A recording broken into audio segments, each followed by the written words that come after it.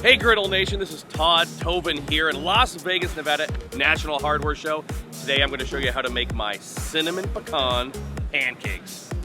We're going to start with your favorite pancake mix. Just follow the instructions that are on the box. Add water, whisk it, and then we're going to incorporate brown sugar, ground cinnamon, and natural almond extract. I really like how it gives you a apple strudel type of flavor to go along with that cinnamon pecan theme. We're going to pour the batter in the Blackstone pancake dispenser, and we're going to drop them down Blackstone Griddle on low heat. When they're bubbling up, just flip your pancakes.